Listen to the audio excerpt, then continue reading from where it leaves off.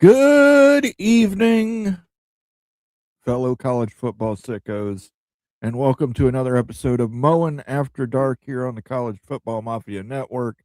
I am joined by the penultimate national champion, uh, Is that Rockland Ryan. hypothetical? Is that hypothetical? That's definitely a hypothetical. I think Indiana's going to win, but Oh, that's right. Let me do that first before we keep going because I'm so sorry, everybody. I should actually first come in and let's make sure we congratulate Indiana for winning the national championship. I'm canceling.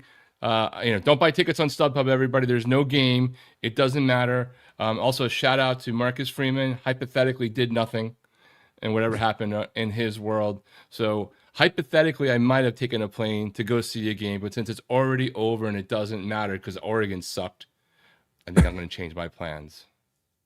now, Rock, now that Right, you've brought I want to that, figure out, wait a second. Did we hypothetically beat Ohio State more than Indiana, or was that just a dream too? I just want to bring this up, Rock, just as a reminder. This was Rock's bracket. This is what you picked, buddy. I know. I understand. One, am I the only one who got both? You were the only one who got the two correct. Right. I mean, look, the only reason I didn't pick that I picked Indiana over Miami was to try to act like I have any degree of fan credibility in front of everybody by not being a true homer. Okay.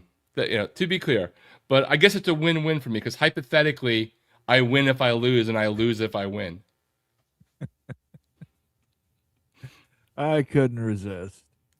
Hey, look, got to take the wins where you can, especially if Miami's already lost before anyone even arrives. I mean, maybe the only people who will win are everyone who has tickets up on StubHub. Okay. Well, we're going to do a little roll call here, welcome people in, get some comments going, and then we will talk about the games. We'll talk about the non-hypotheticals, the just plain theticals, and we'll go from there. Our buddy Buckshot Kid says, "Oh, hey, Moan and Rock. Good to see a Buckshot Kid." The evil badger, Ryan Willie. He's lurking in chat. Good to see you, What's Ryan. up, Ryan? I like your new quarterback. Hello, CFM. I really want Miami to win against Indiana. It would be really cool to see Miami turn back into the U from the 1980s. Do you think the ACC will keep Miami if they win against Indiana?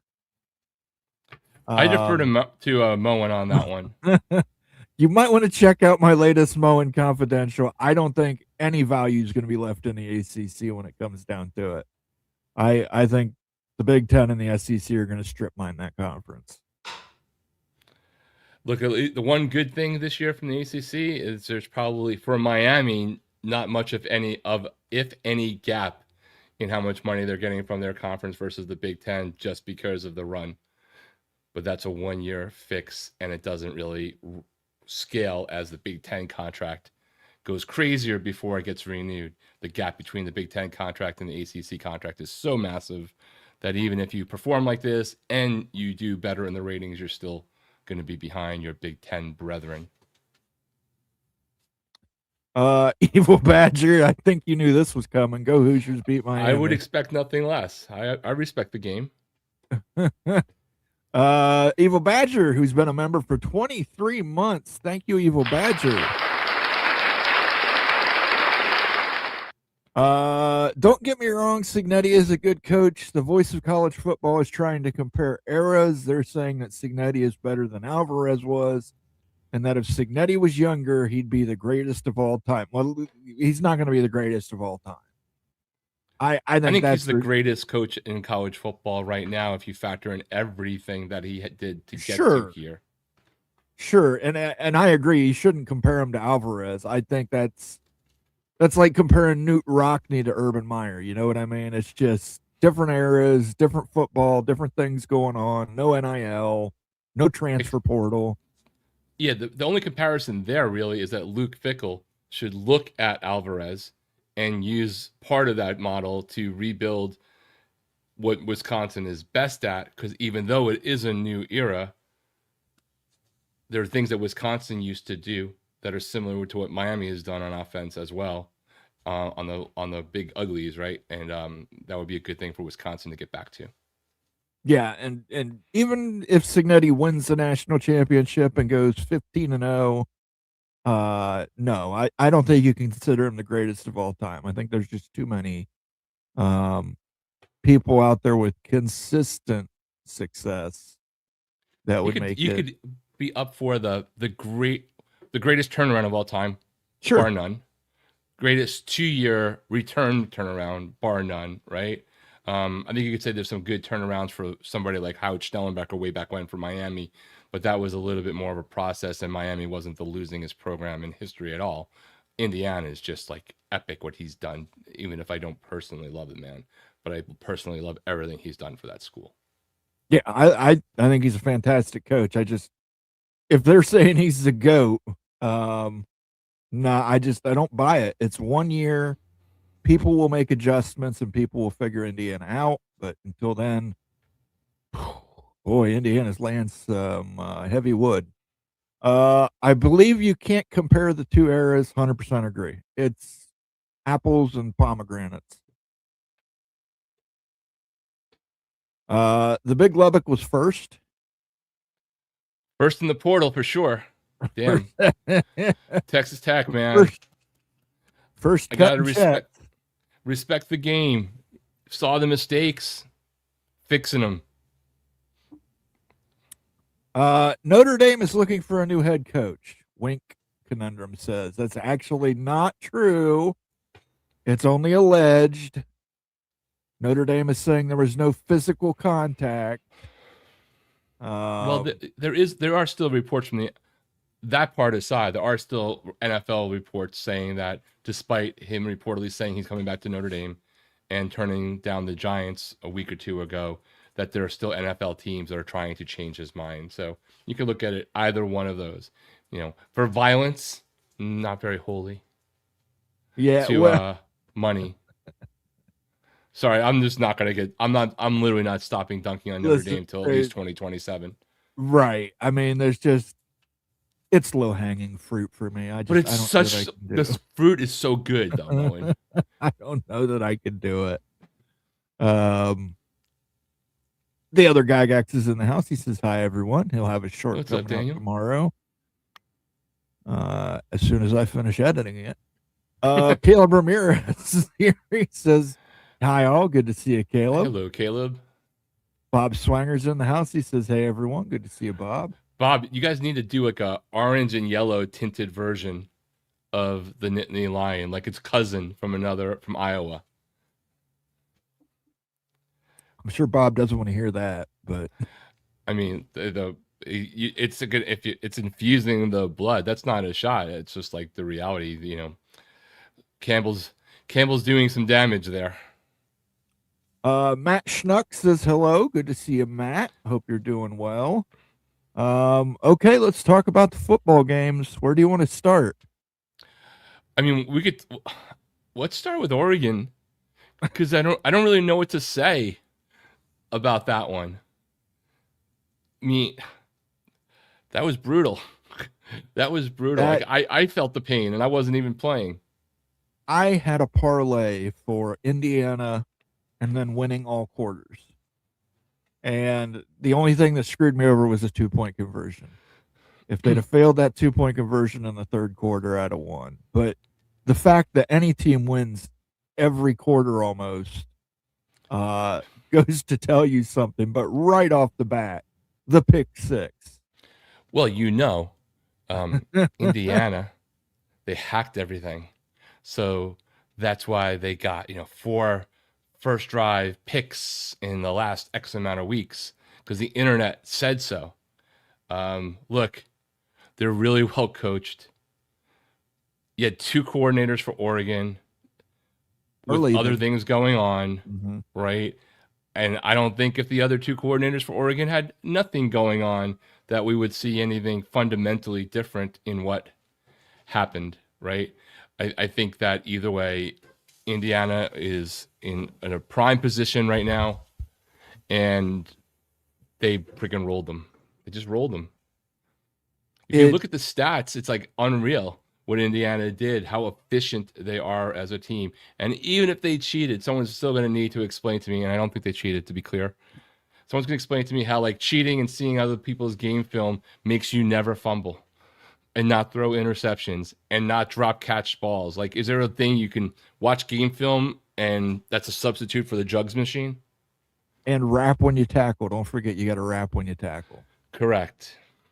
Some teams have forgotten to do that in this playoffs, and it's driven me nuts. But yeah, first play from scrimmage.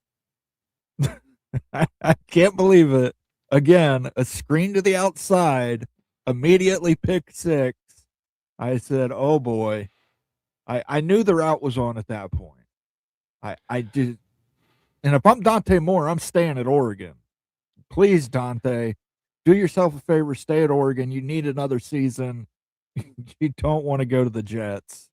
Yes, and if you come out, Dante, I want the Jets to not pick you. So I'm hoping that I don't believe either of those guys are worth a 1 or a 2, but they're quarterbacks, so they will be 1 or 2 if they come. I think they're first rounders. I just don't think they're like top of the food chain kind of things. But I don't know. It'd be interesting to see if Dante really wants to turn away that much money for further development versus maybe hoping a team picks him and develops him without playing him, but that's unlikely at the number 2 spot. Right. So, I mean, what else can we say about this game? But it was just. It moved the Miami Indiana line 3 points. Yeah. Oh yeah. This was no Vaseline on this game for Indiana. They just went straight at it, and the Ducks they responded once, and then they just apparently, I don't know. It's just like you look at the game, and it's just like 56-21, 7 points of garbage points. Ungodly. It was the JMU game just reversed. Well, no, JMU scored points. But yeah, they did at the end in the second half. Right. Garbage time points. Garbage time. I mean, well, here's a question for you, Mo. Do you think that, because there's so many narratives, right? The semifinals, there was so many storylines that you could go with in any direction, from the coaching tree to rivals to rematches, Lane Kiffin leaving, all these kind of things. Do you think Oregon fans are more frustrated that they got their ass kicked, more frustrated that it's 2 years that they might wind up losing to the national champion, or that their narrative about Dan Lanning versus Mario Cristobal isn't looking so hot because one got to the finals and the other one didn't? Yeah, but I like narratives like that. You've got to face off against each other to make that determination. And Oregon was in a different side of the bracket. Well, Miami was ready to take it on. Oh, Oregon I know. I didn't show up. I understand that. If you're an Oregon fan, you have to feel extremely frustrated. You spent a lot of money on your roster, and you've got there the last 2 years. Last year, you were the number 1 overall on seed, undefeated. And you got boat raced by Ohio State. This year, you beat JMU. People from the Big 12 may not like to hear it, but you dominate Texas Tech. At the end of the day, their offense couldn't get anything going against you. And then you show up to play Indiana, and you just get it was worse than the Ohio State loss from last year. It was. Does Oregon have does Big Ten have a speed boat racing division? Because they should definitely be in the boat races. I mean, last year you were the number 1 overall seed, et cetera, et cetera. Everybody put the excuse on the bye, and I still hate that when people put the excuse on the bye. But this year, beat JMU, you beat Texas Tech. You got to look at some positives. You do have some positives, but that performance against Indiana is a gigantic negative, and it's a negative that's very, very, very hard to overlook. Yeah, what do you do if you're Oregon to respond to that for next season? What can you do? Does that entice you to spend more money to bring Dante Moore back, even though he was part of the problem? The problem with Oregon is they have unlimited funds. They're just Sort of like the Mets. yeah, they're just like Texas Tech in those regards. But obviously, I wouldn't expect too much from them next year. They're replacing both coordinators. They're losing a lot of guys to the portal, and that's going to happen. You're getting these young guys who don't get playing time or getting lured into the portal by, hey, you know, dinero, and we'll put you on the field and we'll give you some money. We'll pay you more than Oregon for their backup wide receivers, and they're going to take them. So I don't see Oregon bouncing back and winning a national championship next year. Yeah, I see I Oregon don't. being very good. They'll be very good, regardless of who the quarterback is. There's too much talent not to be good. There's way too much talent on the Oregon side not to be good. They'll be good next year, but last year was their best chance.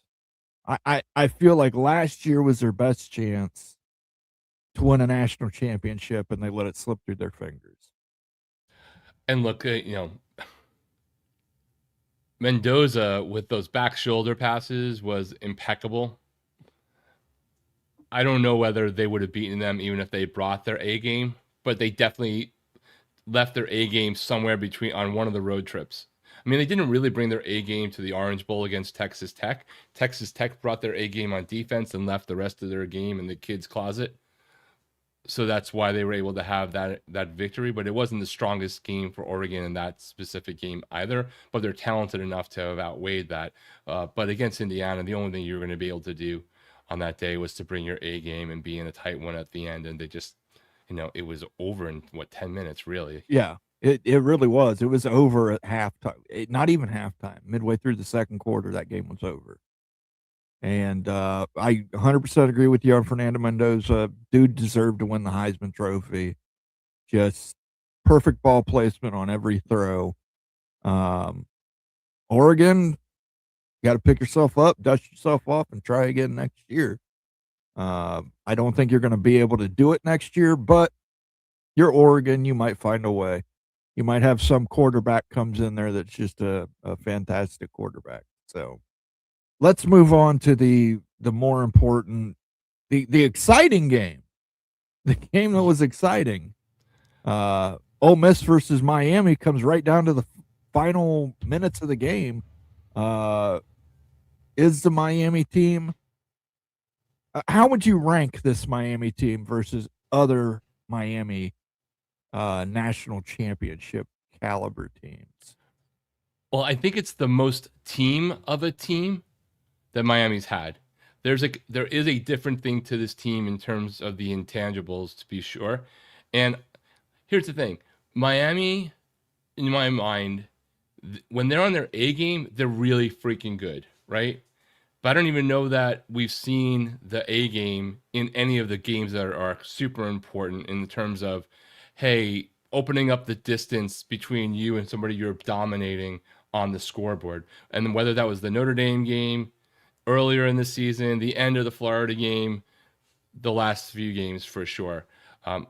It's nowhere close to the on-field talent of 2001, and probably not that level for like 89, 87 zones, but it's probably in the middle of the pack, regardless of whether or not they win the title ultimately.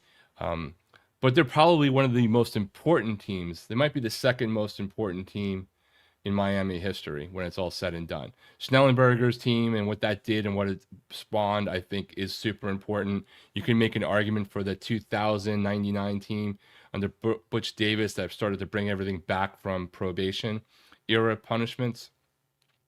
But what this season means, regardless of outcome, I think this is probably the second or third most important team Miami has had as well. So best team in terms of intangibles, the things, the fight, the culture, middle of the pack if they were to win the national title, and probably the second most important team in my eyes.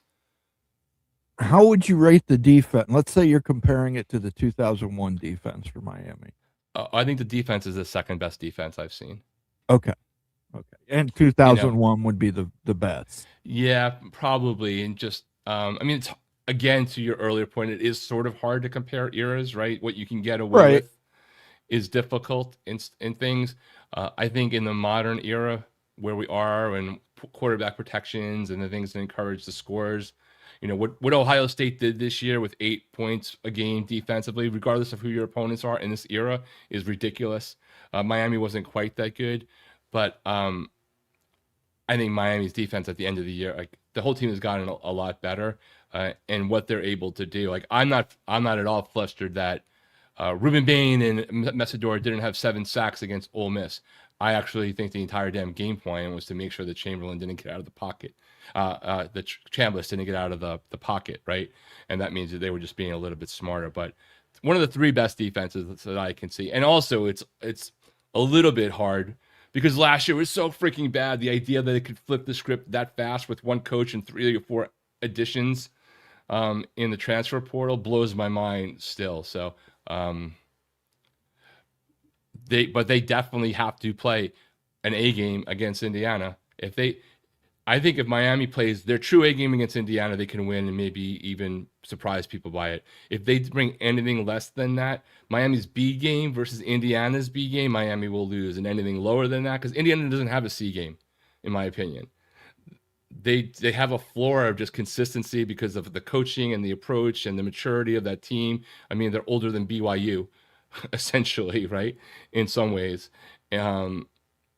I don't think, Miami's B game can compete with Indiana's floor. That's just my opinion, but I think Miami's A game can definitely.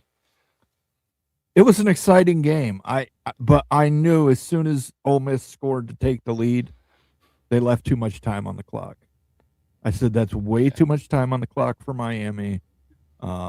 Carson Beck, and to his credit, they did a very good job. They've done an excellent job game planning Carson Beck throughout this entire playoff run. Short passes, high efficiency, low chance to make mistakes. He ran in. He got the game-winning touchdown. His 7th year in college. He's 6th. Excuse me. People have said that. I know that Chris Fowler said that he was wrong. Okay. 6th year of college. He runs it in. Kind of shakes loose the old he was never good enough to win it all, et cetera, et cetera, et cetera. At Georgia, he comes to Miami for 1 year. And by the way, let's talk about the defensive coordinator hire. How in the hell did he turn that defense around? And you want to talk about great turnarounds? Unreal turnaround for that Miami defense. Last year, it looked like I would say it looked like Swiss cheese, but that would be insulting to Swiss and cheese. Swiss cheese actually has a value in your diet, no matter even on meat, Greg. Yeah, Swiss cheese is still cheese at the end of the day, but God damn, Corey Weatherford, hell of a job. Yeah, I'm just praying that he's not picked up by an NFL team as a position coach or more. The eight hires out there, that roulette's still got to go. I'm glad that he survived. I mean, still, you don't know, anything's possible, but I don't think there's the check would have to be massive for somebody to buy him away as a coordinator level hire in college, because I just know for a fact that they would write him the check to stay. He's like a living god in terms of Miami fans and the administration for what he was able to pull in a year. But the NFL pull is a lot different. Like if that's your goal aspirations, then I would like to keep him for 1 more year. I don't think if he has a season even close to this that you'd keep him for more than 1 year, because he would definitely be any performance on defense close to this year. Well, when you lose a couple of first rounders likely and a few other people in the secondary with Thomas and Keontae Scott, he's going to get a head coaching job. He's not going to have to wait. But to the thing with the portal, for everyone who's freaking out that you're not signing to top talent, I want to point out again, if you watch that defense, and that offense for that matter, even though some people will know the names, Keelan Marion on offense, Jacoby Thomas, Keontae Scott. Keontae Scott was ranked 715th. I might have said it last week, but just to reiterate, 715th in the transfer portal. So yes, the names are big at the top, but it's about finding the right smart people, and any team could have signed Keontae Scott if they tried, right? Those type of level of players, because they weren't the ones that were getting the biggest bag. They were the right fit for the right scheme, for the right culture, all those things. So I think those kind of portal additions should give every team hope that if you get your evaluations right, you can have an impact. Maybe not that level, because I don't know if he went from UDFA to third round. Not sure what it will be. I mean, his run over the last few weeks, but whatever Corey Heatherman did to those guys and turned them into like pseudo serial killers, which I think he looks like a serial killer. I need him to get some more assassins for next year. He does look like a guy who strangles 6 prostitutes and leaves them in a swamp somewhere. I will give you that. He absolutely. I mean, one of the first things I did with AI as it was getting better when he got hired last year is I turned him into Hannibal Lecter, and it's exactly what happened with him. Speaking of which, talk about recruit. Talk about getting these guys in the portal, these lower ranked guys in the portal. What about recruiting? Malachi Tony was, I believe, a 3-star coming out of high school. Malachi was a 3-star, I think, on 24/7, maybe not on Rivals / On3, since it's all the same place now. I don't look at the ESPN recruiting rankings because they're kind of trash, unless, of course, it justifies your position. But they don't spend them. They don't have as many people doing that job at ESPN. Yes, but he was a 3-star or a lower 4-star, and there's always outliers. There's more, people like to say, well, there's more 3-stars in the NFL. That's because there's more of them. There's only like 35 stars in a year. There's only a certain amount of 4-stars. But he was clearly undervalued. Yeah, I mean, and I don't have the graphic to show it. They showed it during the Oregon-Indiana game. Indiana's got like no 4-stars or no 5-stars. Yeah, they're like 77th in the blue chip ratio or something, or right, 70 or something. And Oregon was like 44 stars on the roster, and it was insane. But Indiana's a team, and Cignetti proved that coaching matters. He's got killer coordinators, right? Killer coordinators that have coached their talent up. Miami has had talent for a long time.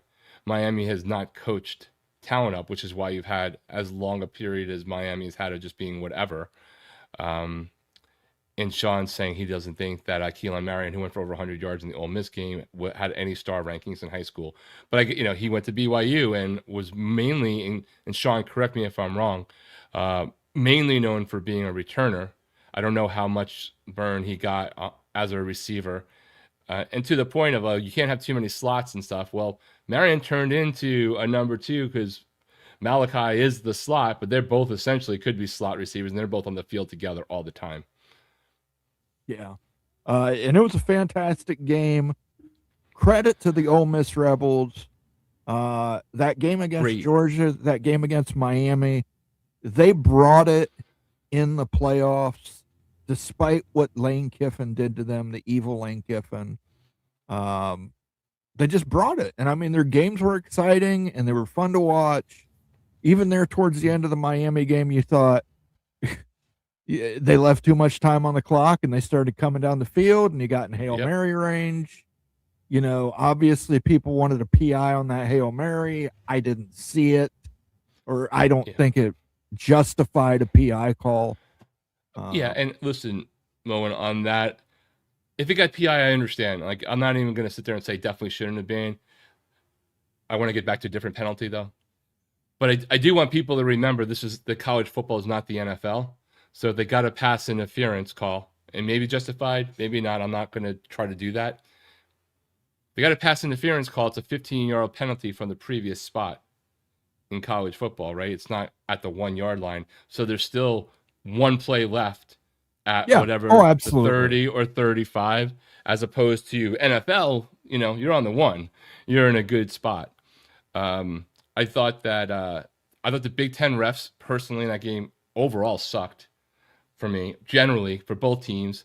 There was no holding called at all on Messidor and Hakeem. There were the targeting calls I thought were, I don't know what a pass is still, a completed catch is, and I still don't know what a targeting call is. I don't understand how the one helmet to helmet puts both people in the tent. That wasn't a targeting because of X, and the other one was because of Y. And the conspiracy theorist that I'm not, but I'm going to act like I'm part of the Greg Flugar's community of conspiracy on aliens. Find it interesting that the Big Ten refs gave a targeting and expulsion call to Xavier Lucas, which sucks because he's going to be out for the first half. I do think targeting should be clarified. I think they should come up with targeting 1 and targeting 2, whatever and that is, what? right? I 100% agree with you. I didn't think the second call warranted a targeting either. Yeah. The first one, I agree with him 100%. That was a bang bang play, was not intentional. I think we need to come up with, remember how intentional, unintentional, non-intentional. Flagrant 1, flagrant 2, NBA. Yeah. Yeah. I think they need to revisit targeting and come up with that, because if you're going to call targeting on that first one, it's unintentional. The kid was looking in the backfield, not paying attention. They hit each other. They both took the brunt of that hit. For sure. Xavier Lucas, I did not see a launch. Not what I would what I would call a launch. Yeah, neither did I, and I didn't see the other 3 things. I just don't know what targeting is, period. At this point, I literally don't know. I've tried to figure it out. There's no doubt we're gonna get a damn ref on this show at some point off season. Someone, I don't care if they're FBS level, we'll find some ref and they can explain it to us, because even when they get the ref on to talk about it in the game, I still don't get what one is versus the other. I feel like I'm colorblind. Yeah, and Big Ten officials do suck. I will give you that. But yeah, ACC sucks too, by the way. So this isn't a Big Ten shot. I appreciated seeing the Big 12 ref the Miami Texas A&M game and how they handled it stylistically. And honestly, I appreciate the SEC refs in the Miami Ohio State game. I at least thought they were consistent about how they chose to call or not call. Like, they weren't going to call anything of receivers and cornerbacks going downfield and being handsy, but they didn't do it for the most part to either team, really. Right. Let's get to some comments here. Dave's here, says 8 touchdowns, 5 incompletions in 2 playoff games is crazy. Talking about Fernando. Sean says, let's fucking go Miami money line. Go Canes. I've got to look it up. I got to see what the odds are on that money line. Listen, right now, the last time I saw the odds were like an 8.5 point spread. Let me just check my playoff ones first. Come on, George Kittle, catch some more passes, run some more yards, Christian McCaffrey.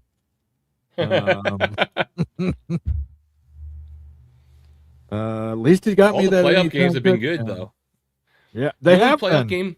The only playoff game that sucked this last 4 days was Indiana, Oregon, and at least you could be impressed with how good Indiana was.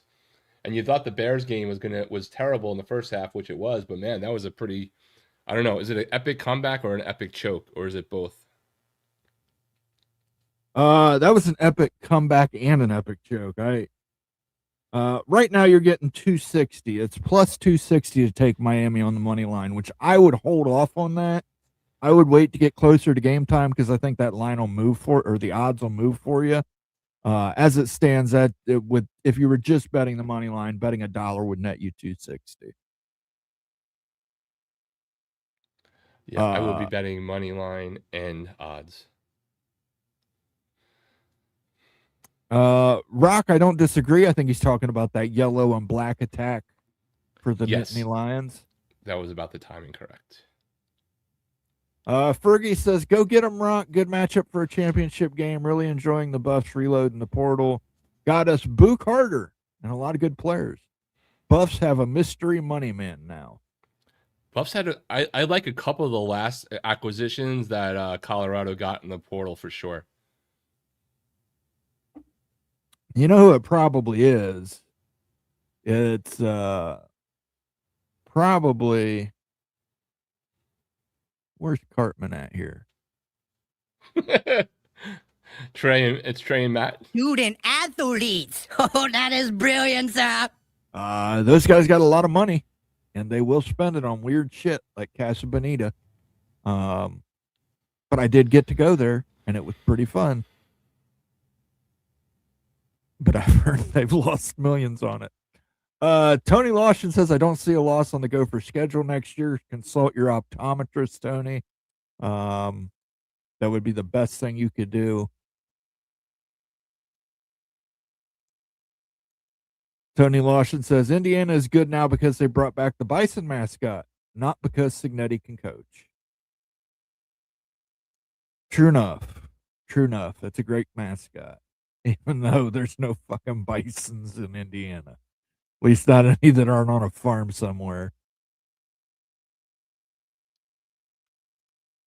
Daniel reminds us that Craig James killed 5 hookers while at Texas or at SMU. That is correct. Allegedly. I've heard 6 and 7 is also possibilities. The man's bloodlust was insatiable. Sean says he was a returner, but was supposed to have a big year this year, as he did.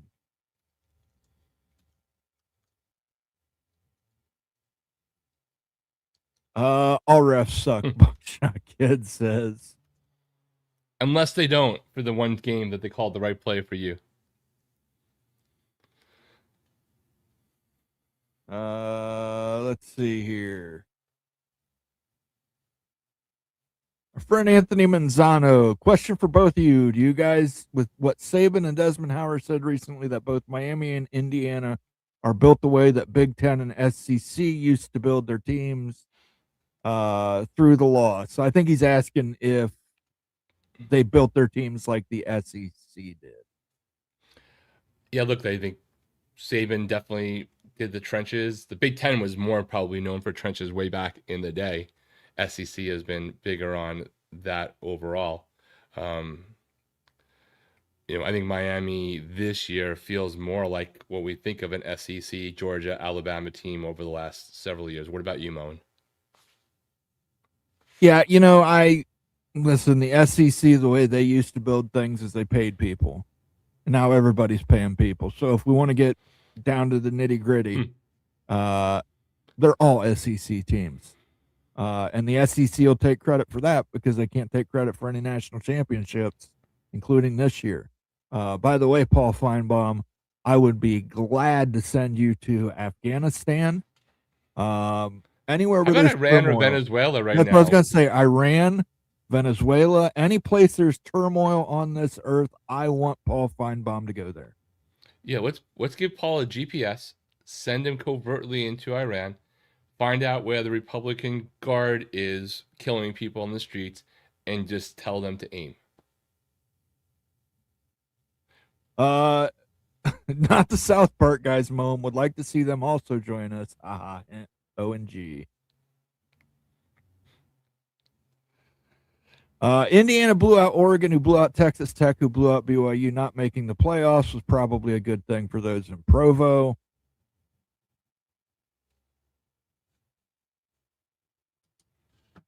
The Big Ten always had big linemen. Again, I always put this onto it, and people may not understand it, but the farm boys from Iowa, man, lifting hay, that lift, that twist, that lift, that twist, that repetitive, it makes you limber at the waist. It makes you strong. There's a reason, Brock Lesnar was from that area. Just big country strong. Country strong is what I call it. And I went to school in a rural school in Ohio, and I witnessed it firsthand with wrestlers just tossing people left and right like they were nothing. And then they'd go home and cut hay and bale hay and toss hay. We got side looking here. We got 48 seconds left in the Niners-Eagles game. Okay, well, I've lost those parlays. It's now 4th and 11 for the Eagles. They're in San Francisco. They're around the 20 on Frisco 25. They're down 4. Really? Let's see. I would need. Here's how bad it is. I need A.J. Brown to get another reception. I need the Niners to get the ball back and George Kittle to catch 3 more passes. I need Christian McCaffrey. That's not looking too good. That's looking about as good as Oregon's comeback chances. I need Christian McCaffrey to run for another 52 yards. On my other parlay, Christian McCaffrey has fucked me with 2 yards. I had him for 50 plus. He's got 48. Thank you, Christian. Appreciate you. That was a good old fucking right there. Yeah. All my bets are done because I have Saquon Barkley and Jalen Hurts anytime touchdown scores in the other one. So well, we're in a timeout there. We'll keep playing. If you don't want to hear the score update, hit mute on me. Shit out of luck and jolly well fucked. What is this prediction coming from the Indiana's game blowout Miami by 20 points coming from? Have neither watched either of these teams. I don't think either of them have. Well, I know Miami's not giving up 30. I'd be stunned if Indiana. Was there a game that I missed that they gave up anywhere 30 points? I don't think so. I don't know where these blowouts are coming. I think people just saw how big that game was against Oregon, gave all the credit to Indiana, and didn't give Oregon their share of responsibility for. Indiana took advantage of every single opportunity that Oregon gave them, and they created opportunities. There's nothing I'm taking away from them. Oregon played like shit. Oh, yeah. But, I mean, you've also got to give credit to Indiana. They blew out Alabama, too. And Alabama was good enough to beat Oklahoma pretty convincingly. For sure. But the only game that you have between Miami, right, and Alabama lost to Florida State. Right, the only Miami and Indiana have one shared opponent, and it's you guys. And they were 2 or 3 weeks apart. Absolutely. Right, and our game against Indiana was at Indianapolis, so I'm just saying maybe that's neutral field. And what was? Did you guys miss a late field goal or something? We missed a field goal, and we missed a couple 4th and 1s, and it happens. I'm not gonna. We're not going to replay that game. Oh, I just mean in terms of like trying to compare two teams to a shared opponent because there's not anything else really it was close. That's true, but we had that bye week. That bye week screwed us. Oh, okay. I'm not for the bye week for anybody else but me. Marcus Williams is in the house. Congratulations on your new president, Marcus. I hope you enjoy him. Simone, is it safe to say the Big Ten is the best now? Listen, the last 2 years we've had 50% of the Final Four. That has to count for something. Has to count for something. Thank you for the super chat, Marcus. But Mo, it only counts for the SEC when it counts. Bad bowl records don't mean anything. Season long records, SEC season long against the ACC is under 500, but it doesn't count because the bowl games only count if they win. Fair enough. I'm a bad man. You hear me? Thank you for the super chat, Marcus. It is much appreciated.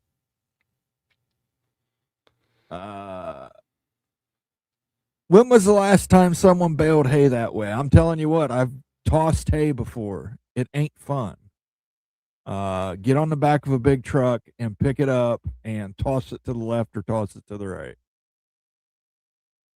And it probably is the reason I have such a fucked up back right now. Hey, what are you going to do? Yeah. I had to get that hay off her. And then, you like make $5 for you.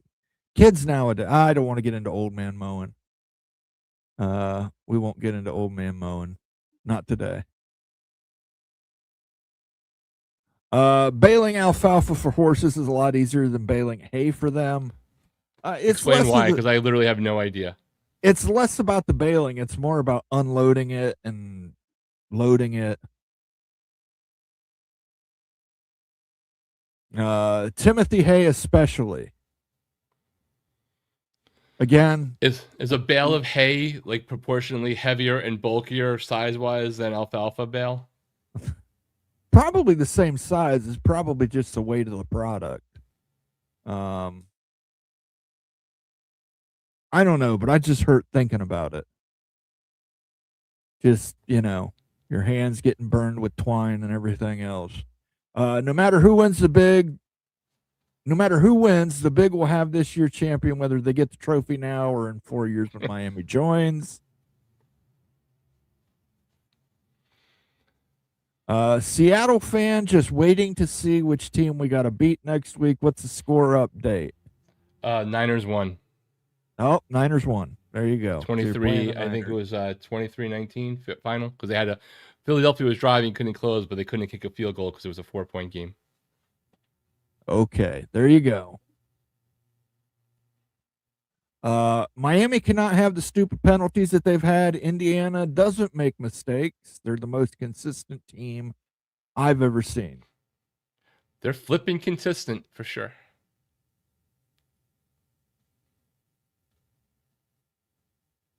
Greg read a story from Heather Dinich saying the Big Ten might be okay with 5+19, 2014 playoff.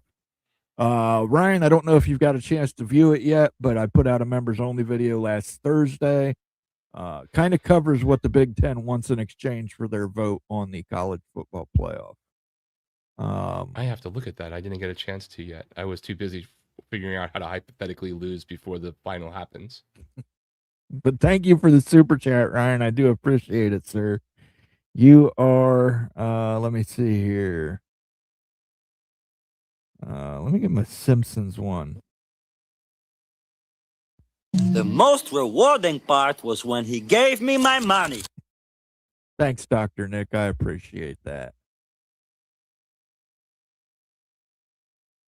Mullen, but I've said this multiple times leading up to the playoffs. Bama 2 health skelter. You don't know who you're going to get when it was the time they beat Oklahoma or the one that got blown up by UGA. Yeah, they've had good games and bad games. No doubt about that, Anthony. Go Black 45. Thanks, Rock and Rant, for taking the piss out of Ole Piss. Miami's 3-0 against the SEC. We have more conference wins than a few teams. Sean does not like your projection that just because one team beats another team that played that team and won, it has zero to do with whether or not a team can beat a team. Inception. I didn't say that because Miami beat Ohio State more than Indiana, that means that we can beat Indiana. I'm saying when you have two like components, that's the only thing you can compare. So when people are saying Miami's going to get boat raced, when you have one common opponent to compare them to, I'd like to know where that's coming from. Why is Miami getting compared to how Oregon shit the bed? Why are we not getting compared to how Penn State did what they did against them with their starting quarterback on the sidelines? It's subjective either way. Go Black 45 says I could care less about bowl games, only natties matter. Well, maybe LSU should try winning some. I wish saying Black luck, but I think we're both looking to see any transfer portal updates on the same guy. Yeah, Demond Williams will be returning to Washington. He suddenly discovered that he didn't want to do it. Dave's here, 9723, says we all did it in the 80s. Sean says, hauled a lot of hay in my day. Yeah, I don't even want to remember it. Just to be clear, since I now I feel bad that I don't have like the freaking hellacious manual labor.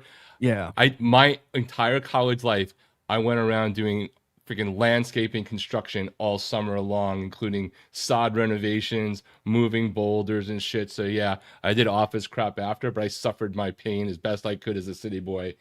And that was friggin' miserable, including unloading dirt and grass friggin' that you took off from a renovation into the friggin' junkyard or whatever, the dump, with a pitchfork. So I know how to use a pitchfork. I'll do that. The hay thing I never had to do. Rocks, I did. What about schlepping drywall? Did you schlep drywall? I slept drywall, but I've done more of that for Habitat for Humanity than anything else. I actually learned how to do drywall by doing Habitat for Humanity and building houses. One day I had to schlep 200 sheets of drywall upstairs. It was no fun. And I peed blood the next day.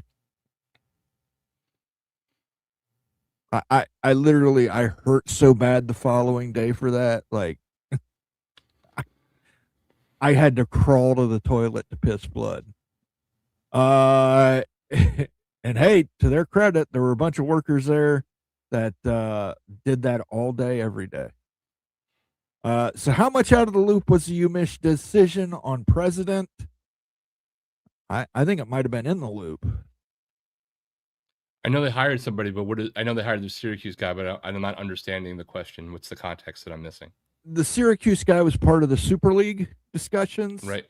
That revolved around private equity deals. Michigan being Right, sure. one of the votes against public capital investment. Mm-hmm. Why, if they were so against public capital investment, did they hire a guy who was for private equity investment? Because athletics is a pimple on the ass of Michigan. That's true. Work all day for $20, or if you're lucky like me, you did it for free because your neighbor asked you to. Or your dad told you to. Or your dad told you to. 80-pound bales. I don't think our bales were 80 pounds. I think they were 40. But I remember having to lift them into the hayloft, throw them into the hayloft.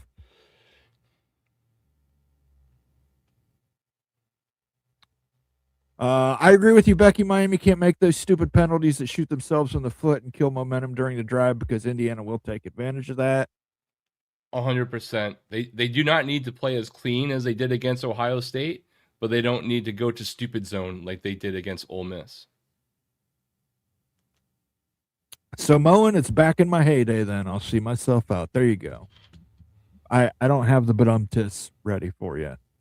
We'll do internet money for that one. Internet makes lots of money, so give us some of that money. Yeah, give us internet money.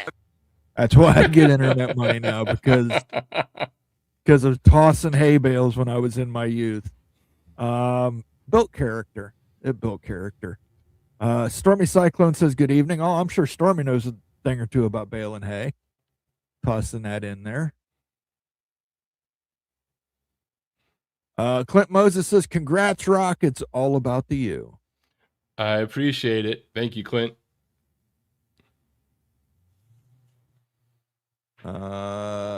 Just got off CFB peak around the corner. Just realized that someone is pushing 5-19 and it's getting traction. I would say not so fast, my friends. 5-19 is for losers. C. Curtis, you're a member. Go check out my member video from this Thursday. I think we do end up with a 5+11, and I think the SEC is going to have to give something for that. Ryan is talking about the format, Moen. Yeah, I saw that. 5+19 equals the 24-team playoff. 24 teams is too many, in my opinion. I think you can't jump from 12 to 24. Just way too many teams in the field. Why do you think, not because it's not even like I'm arguing with you on that one way or the other, but did you watch the FCS finals and the Division II finals? Those are all like 24-team formats. They were pretty damn awesome. I agree. They're 24-team formats, and it works for FCS schools. For FBS schools, I think it devalues the regular season. I mean, why even have a regular season if a 7-5 team is getting into the playoffs? You know, that's my opinion. I think that's opinion of a lot of people. The SEC wants to get as many teams into the playoffs as they can. It hasn't helped them so far. So I don't think the Big Ten's going to be too worried about it.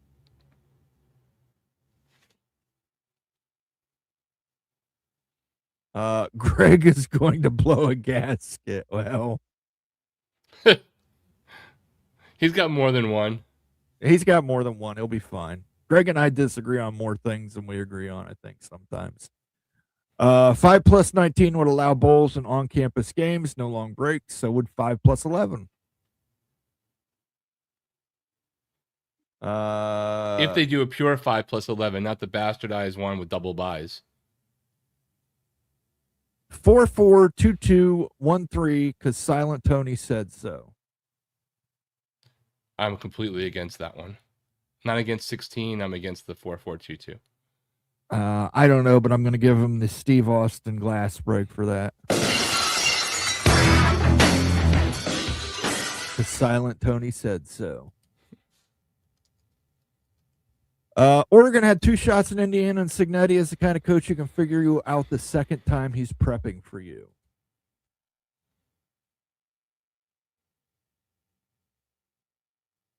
Miami ain't getting boat race, but Indiana is incredible. Indiana's an excellent team, and it's well coached, and they play football about as well as you can, and everyone's looking for the next Kurt Cignetti. You might want to just use AI, because if it was that easy, a lot of other people would have done it. Buckshot Kid wants to know how much your ticket is for Monday.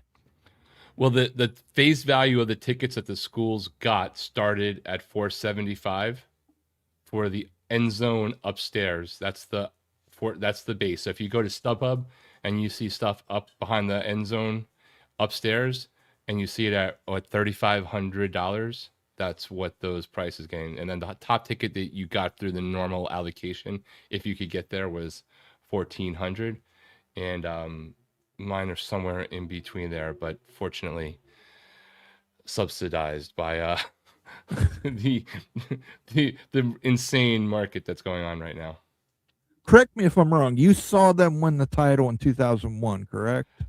I saw Miami win in 2001 in the Rose Bowl. I saw Miami win in the Sugar Bowl and in the Orange Bowl. Okay, so you've seen them win how many national championships? In person, I saw 3 times. 3 times. Okay. I've only seen Ohio State win 1 time in person. So, but I will say it is one of the greatest feelings in the history of fandom to watch your team win a national championship live. It's pretty bonkers. It's also, should it go this way, the longest flight home ever if they lose.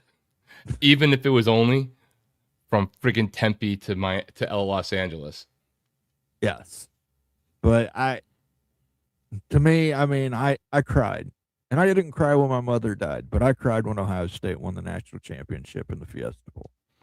Yeah, look, I want to win to no end, but this playoff run and this year has been ridiculously satisfying, no matter how it ends. But you got to look at it this way: you're what? You're 3-1. So I mean, the odds have to be in your favor. They're 3-1, and I haven't. It's not a home game for Miami; it's in the home stadium. But with me being out here, the last time I saw Miami lose in person was almost 20 years ago. I'm not going to many games there, but I've usually gone to a game a year at least. But it's not a home game, though I know how to maneuver the stadium better than our Indiana Hoosier friends. Good luck with that. By the way, Indiana fans, don't let anybody tell you to park your rental car at the Walmart near Hard Rock unless you want to figure out where to get it picked up from. My one tip I'll give you. Yeah. Pay for parking. I've learned that. I've learned that long ago. Wherever you go. The problem with the pay for parking moment is there's the official lots, which right now you can't buy any parking, and they might put it back up because they screwed this. Just to make sure everybody understands, college football is screwed up as great as it is in every single way imaginable. So the College Football Playoff Committee put up parking tickets for sale. They let you buy 2, and then after that, and 2, one from the closer lots, one from a different lot. There's also remote lots that you could theoretically get and take a shuttle bus for that are supposed to be a certain price. They put them up. People bought them in mass.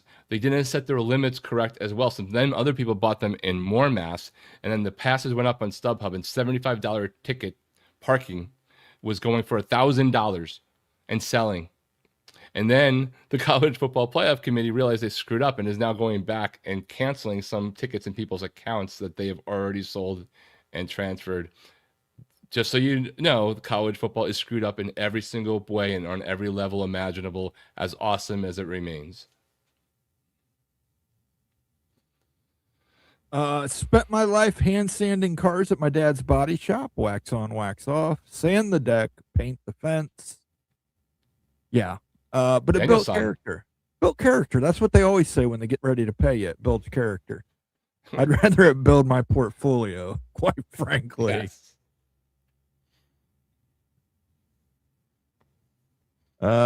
Serious question. Have you ever seen Indiana have, say, like a 1st and 20? It's so rare for them. Miami has to get them behind the sticks. I have, Becky, but I've been a Big Ten fan for 30 plus years. So I've experienced a lot of terrible Indiana teams. Now, have I seen this Indiana team do it? No. But I have seen Indiana teams do it. Yeah. They have a shot. Miami's pass rush could do something. In this last game, Mendoza was getting the ball out and just a click over 3 seconds. Chambliss was doing it in 2.4 or 2.5. Half seconds will matter on average.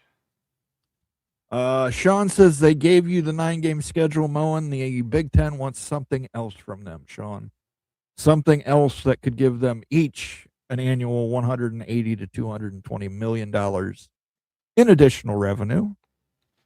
Check out the video and you'll see what we're talking about. By the end of it, potentially, if the Big Ten plays it right, if the Big Ten and the SEC play it right, they could each be making upwards of $500 million in additional television revenue annually. And without going into your thing, the things that they're rumored to do will also become self-fulfilling prophecies in whatever playoff format goes, because they will make the ACC and Big 12 have to deal with each other more, which will, of course, not necessarily help in things like strength of schedule arguments. So they'll become like a bigger version of the shit show we've already seen. Right. There's a look in 2028, and everybody might not remember this. There's a look in 2028. This is what Brett Yormark wanted, et cetera, et cetera. Part of that look in, the SEC and the Big Ten put a clause in there. It's called the material realignment clause, where if somebody leaves a conference to join the Big Ten or the SEC, they take their value with them. The ACC, let's say Florida State, Clemson, and Miami leave the ACC. They take all that value with them. That value's gone. So now the ACC that might be making 17% of the college football playoff revenue, now it drops, which is not 17, I believe it was 13%. It drops 13. To 8 to 7 to 6% of that revenue. They just can't, they don't get to just keep that 13 and spread it among a bunch of backfilled schools. They're not allowed to do that. So it benefits the Big Ten and the SEC to poach those schools. It benefits the Big 12 for the Big 12 to poach schools. That's the kill switch, man. I put the short out on it. Again, if you want to get kind of a deeper understanding, you'll have to watch the whole members only video. But yeah, there's other things they want from the SEC. Let me jump around here. Tony Petiti says needs to say fuck them all and stay at 12 CFP if no AQs. Again, there's other things at play here. Rant, I might want to take the 5-star USC freshman Levitt with the recent injury issues. I just want to see LSU fans have to talk about a quarterback named Hussan.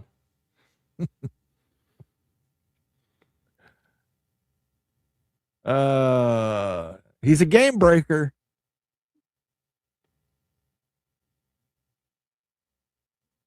I can't believe you're allowed to have more than one guy on a team at a time who can catch. French. That was always that weird name, French, but they got 2 F's in it. The new Michigan receiver.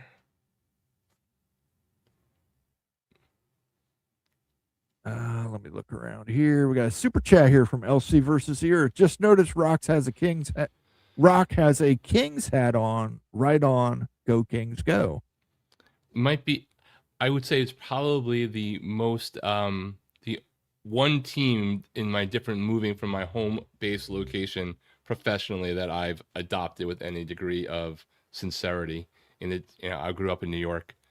I grew up on Long Island. I grew up across the street from the Coliseum. So I am an Islander fan at heart. but I do love the Kings. That would be the one team. I'm passively okay with watching the Rams because my team in NFL should be disbanded, and Cam Ward I would root for the Titans to fix. But yep, Titans, a little bit of Rams, but for the most part, my original pro teams never changed, and that has been a thing that I will never forgive my dad for, choosing the wrong teams in New York. I always do love to see my thank you for the super chat, by the way. Appreciate it, man. Appreciate it. Let's give you a little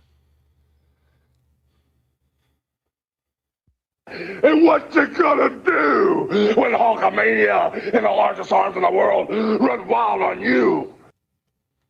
I don't know, Hulk. I don't know. Thank you for the super chat, LC versus the Earth. Dave's here says, remember one time at Indiana, Corso had his team run on the field and take a picture with the scoreboard when they got a lead on Ohio State. That's how bad they have been. Yeah, the other part to that story is that Woody Hayes ran up the score on them ungodly for doing that. I think it was 56-7 or something like that. But yeah, he ran up the score on them like crazy after they did that. But that was Lee Corso. Do you think Lee Corso is going to make an appearance this weekend? I hope so. I really do. Being a former Indiana coach, I think it would just only be right. I know he retired, but have him on as a guest. And he lives in Florida, so there's no reason they can't. Right. He's close, relatively close. Yeah. Just no head thing, because that's done. It's retired. Any word on big 2026 schedule release? I have not heard any. I have not, Ryan. That's everything I hear, I kind of pass along to everybody here. Canes need to have championship t-shirts ready with newest blow blood for if they win. We had this argument last week, Jose. I feel like that skit from Mr. Show, the pre-taped call-in show, where everybody keeps calling in about the topic from the week before. Well, good. Indiana can drop one of their FCS teams and play Georgia. I think if Indiana Georgia moved them, they probably could. But I think they're probably going to want more Georgia, Ohio State, Alabama, Ohio State. Though you do got to give Indiana so far the credit, right? Like, yeah. They didn't listen. They played nobody out of conference really, and it hasn't hurt them. Those Mets, Jets, and Islanders fans have had it rough for 30 years. You forgot the Knicks. I was never a Nets guy. I was a Nets guy, but it was more because I was a Dr. J guy, but he was on the 76ers before I was conscious that he was ever on the Nets. So all of them. At least the Knicks have been competitive lately, but they have. I think if you're a fan of those teams, up until 5 years ago, you had a very strong argument that you had the worst four collection of owners across all four sports in America. Islanders have gotten better. They got sold. The Mets got better, but didn't get better. You thought you had more budget, and then you watch players go away. The Jets have horrible ownership. They had horrible ownership before, and they sold it to horrible owners. And the Knicks guy can build the sphere, but can't win a championship.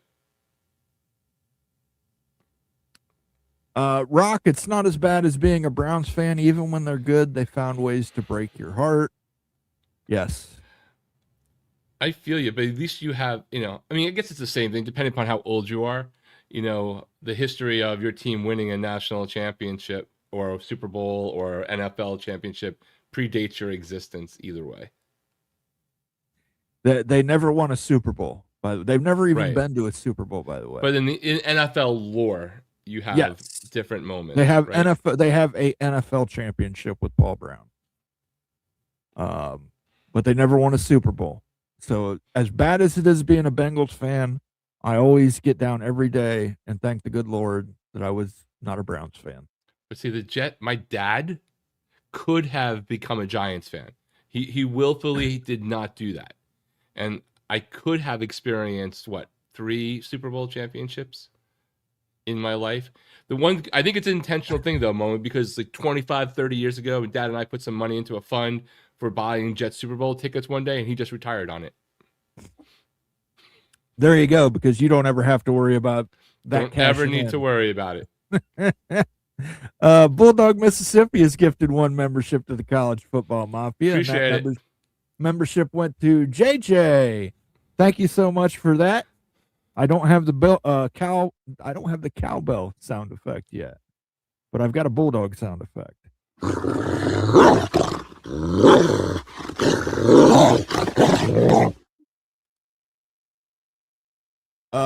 Michigan and Ohio State already have Oklahoma and Texas on their schedules. They absolutely do. But what about Oklahoma, Nebraska?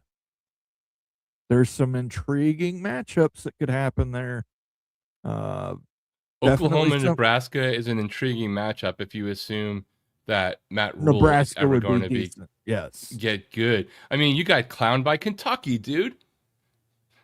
Yeah, well, you got Will Stein is making some moves in Kentucky, and you thought you had Minchie, and you got Minchied.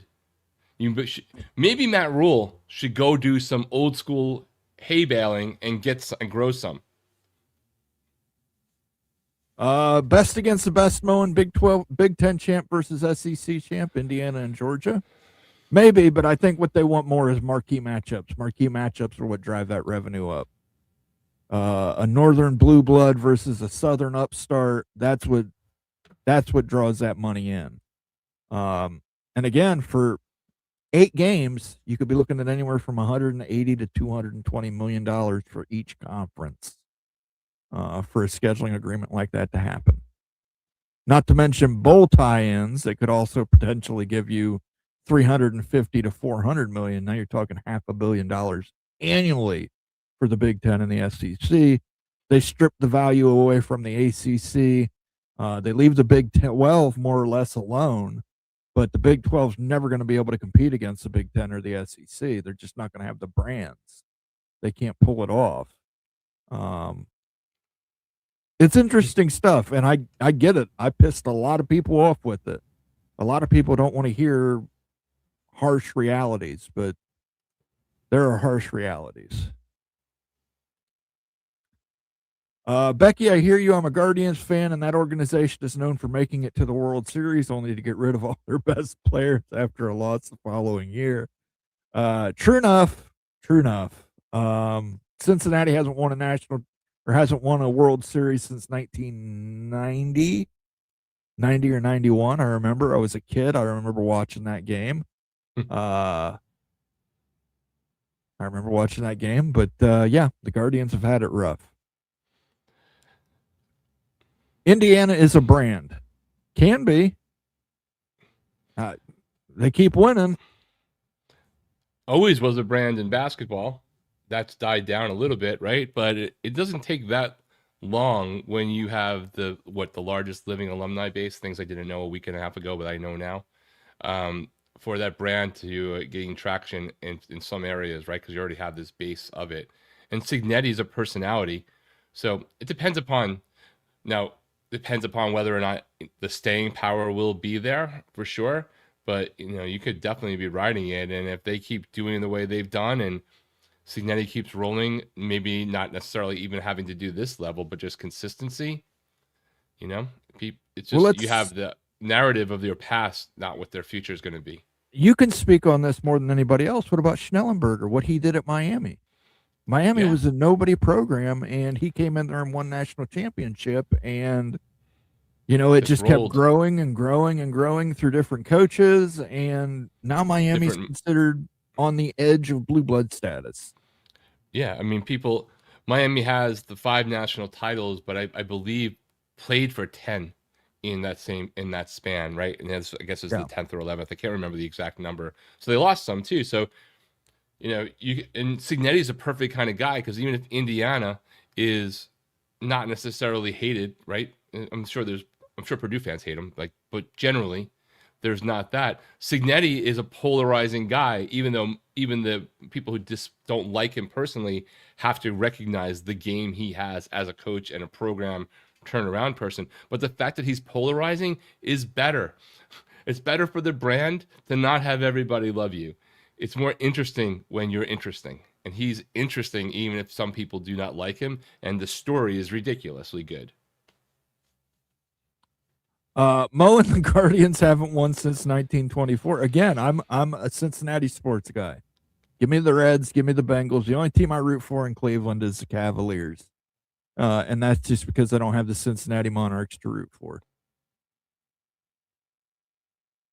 Oregon and Clemson became brands through winning. You're absolutely right. Miami became a brand through winning.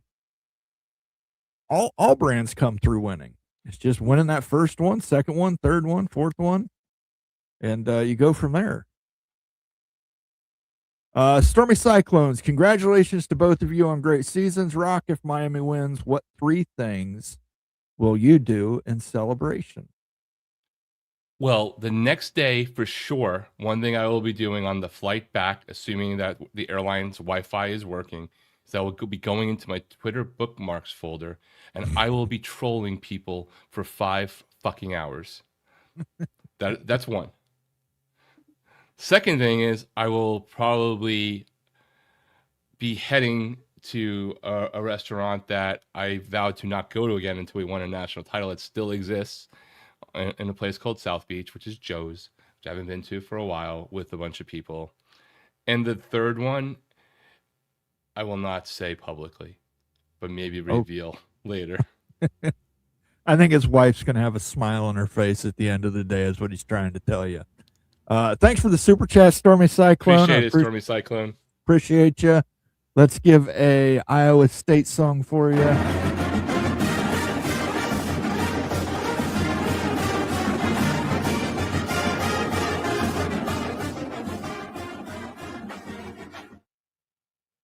And Mark Cuban as a booster, that certainly helps.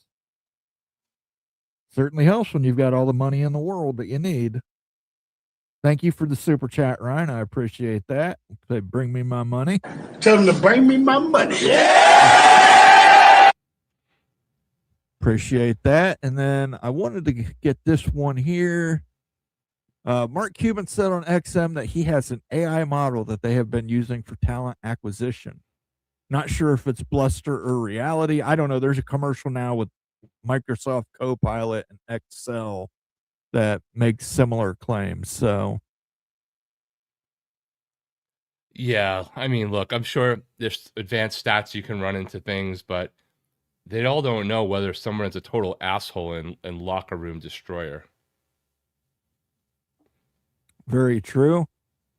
Moen, how hard will it be to get tickets to the new Northwestern Stadium? We play up there this year on September 19th. I think you'll be okay.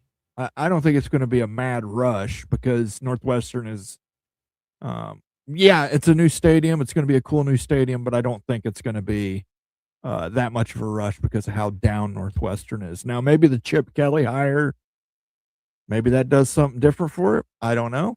We'll have to see. But thank you for the comment. And we're going to move on to our last call. It's been almost an hour and 20 minutes. Rock, we'll let you start first. Your last call. Well, my last call, first, I just dropped a link in the chat. If you're looking for something to follow up our live show, I did a video earlier today with like 6 off-field storylines about the national championship, including a deep dive into the ticketing insanity we're seeing and the pricing and the explanations why. So we'd appreciate it if you checked it out, give a like and subscribe. We will have a ton of content this week on Express. I'm sure there's going to be a ton about the championship here on CFB Mafia. Next week, I will be doing this, hopefully, if airlines are on time, remotely, live from Miami. So we will be on some site. I don't know where. Hopefully, it's not the car rental pickup. And instead, it's in front of the Miami football facility. That's the goal. But yeah, I will be insufferable. If you want to see the definition of insufferable on social media this week against haters, not friends, just look for me and then you'll be able to Google it, just like Kurt Signetti. And again, shout out, congratulations one more time for everyone who's joined us later in the show. I just want to be a good sportsman. And since Miami has no chance and the game's over, to congratulate the national champion, Indiana Hoosiers.